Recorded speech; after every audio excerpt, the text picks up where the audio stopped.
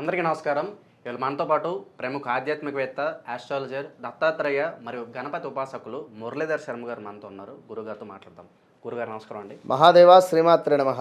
గురుగారు, సాయిబాబా లక్షలాది మంది భక్తులు సాయిబాబాని కొలుస్తూ ఉంటారు. ప్రస్తుతం కాశీలో కొన్ని దేవాలయాల్లో సాయిబాబా విగ్రహాలను తీసేసి గంగలో కలిపేస్తూ ఉన్నారు. ఒక గ్రూపు ఏమని అంటున్నారంటే, సాయిబాబా అసలు సనాతన ధర్మానికి చెందిన దేవుడే కాదు, మీరు పూజించకండి, మీ వ్యతిరేకం కాదు, సాయిబాబాకి సపరేట్ గుళ్ళు ఉన్నాయి, మీరు పూజించుకోవచ్చు, కానీ హిందూ ఆలయాల్లో సాయిబాబాకు ఉండడానికి వీలు లేదు, సనాతన ధర్మానికి చెందినవాడు కాదు, కేవలం గురువు మాత్రమే అని అంటూ ఉన్నారు. మరి ఎటుపోతుంది సార్ ఇదంతా సమాజం? మీరేమంటారు దీని మీద? ఇప్పుడు మీరు అడిగినటువంటి దాంట్లో హిందూ దేవాలయాలలో సాయిబాబా దేవాలయం ఉండకూడదు, అంటే ఉపాలయాలు ఉంటుంది.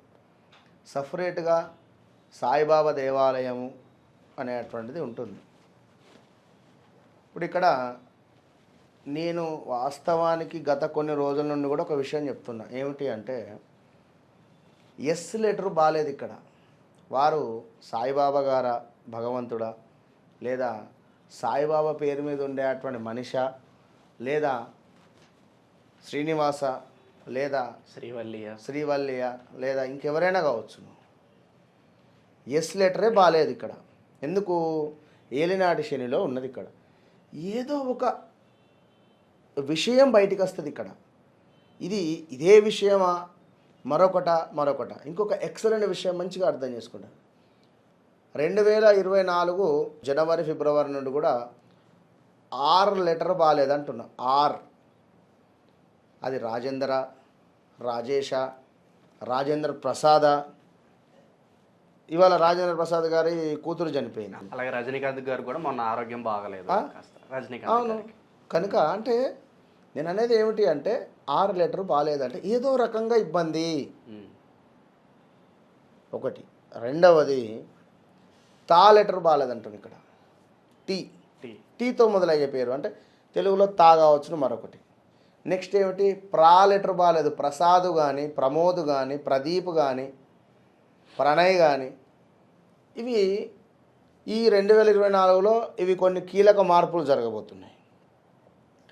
అలాగే ఎస్ లెటర్ మీద మీరు గత కొంతకాలంగా చూసుకున్నట్టయితే 2018, 19 నుండి కూడా 20 నుండి కూడా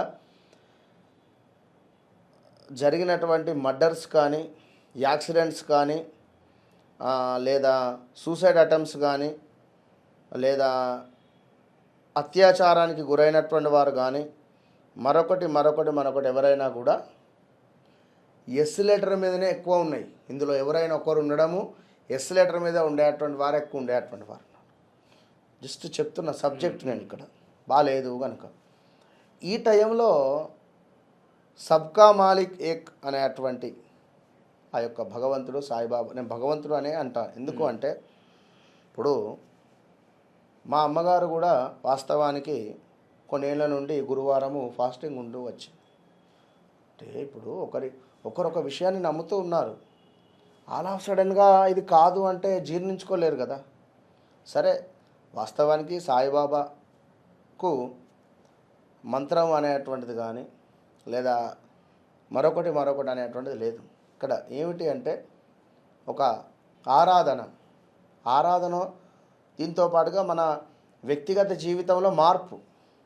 ఇప్పుడు ఇదే సాయిబాబాను పట్టుకొని ఎంతో కొలిచి టాప్ పొజిషన్కి వెళ్ళినవారు ఉంటారు. అదేవిధంగా శంకరుని ధ్యానం చేస్తూ శంకరుని పట్టుకొని టాప్ పొజిషన్ వెళ్ళినవారు ఉంటారు. ఇక్కడ నేను అక్కడ టాప్ పొజిషన్కి వెళ్ళాను, ఇక్కడ నీ దైవం తప్పు అని అనాల్సినటువంటి అవసరం లేదు. ఎవరి వ్యక్తిగత నమ్మకం, ఎవరి పరిస్థితి వారిది. కనుక నా దృష్టిలో మాత్రము ఇలా చేయడం కరెక్ట్ కాదు. గురుగారు, రీసెంట్గా మనం చూసినట్లయితే ఎవరు పడితే వాళ్ళు సనాతన ధర్మాన్ని ఒక మాట అనేసి వార్తల్లో నిలుస్తూ ఉన్నారు. అంటే ఏంటి, ఒక మాట అనేస్తే పాపులర్ అవుతాను ఉద్దేశమా, లేకపోతే ఏంటి అసలు ఇదంతా? పవన్ కళ్యాణ్ గారు చెప్పారు కదా, గట్టిగా చెప్తున్నాడు కదా సమాధానం కదా.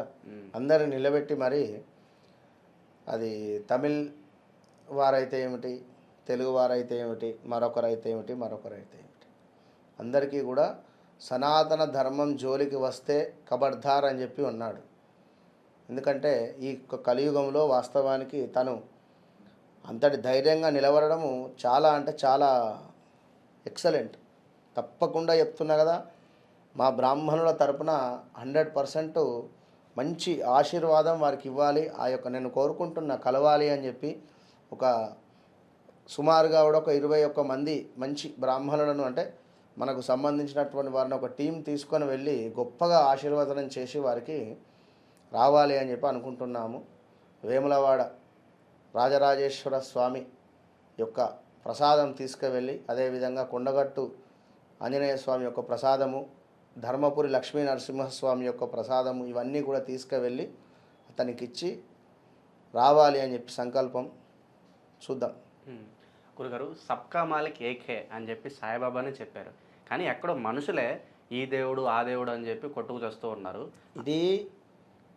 ఇందులో వాస్తవానికి కూడా ఇంట్లో ఉండేటువంటి వారు, డైలీ పూజ చేసుకునేటువంటి వారు ఎవరు కూడా చెయ్యరు. అర్థమైందా? ఇక మిగిలినటువంటి ఏదో ధోరణి ఉండేటువంటి వారు, అది రాజకీయమా లేదా మరొకట అని మనకు అద్దు, కానీ వారు కొంత తెరలేపేటువంటి పరిస్థితి. గురుగారు, ముస్లింలు కావచ్చు, క్రైస్తవులు కావచ్చు, వారి మతం అన్నా దేవుడు అన్నా కూడా చాలా భక్తి శ్రద్ధలతో కొంచెం వాళ్ళు సీరియస్గా ఉంటారు. సో మనలో ఇంకెక్కడో ఆ సీరియస్నెస్, ఆ యూనిటీ అనేది మిస్ అవుతుంది. మరి అలాంటి ఐకమత్యం రావాలంటే దీనికి ఒక పరిష్కారం ఏంటంటే ఏం చెప్తారు? వాస్తవానికి కూడా అందరూ కూడా స్పందించాల్సినటువంటి విషయాలలో స్పందించాలి. ఇక మన వద్ద ఏమిటి అంటే వారి వారి వ్యక్తిగత జీవితాల, లేదా ఇక్కడ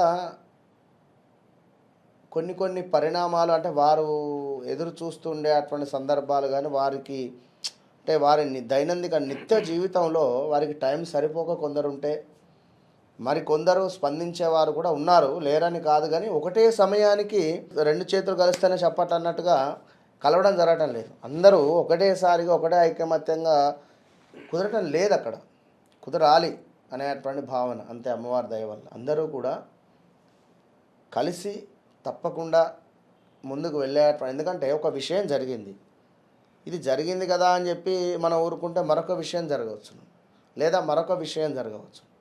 కనుక అలాంటి ఇష్యూస్ ఏమీ ఉండకుండా మనది మనం, అంటే మన ధర్మాన్ని మనం కాపాడుతూ పరాయి మతాలను గౌరవిస్తూ తప్పకుండా మనం ఉండాలి అనేటువంటి భావనతోనే చెప్పడం జరుగుతుంది.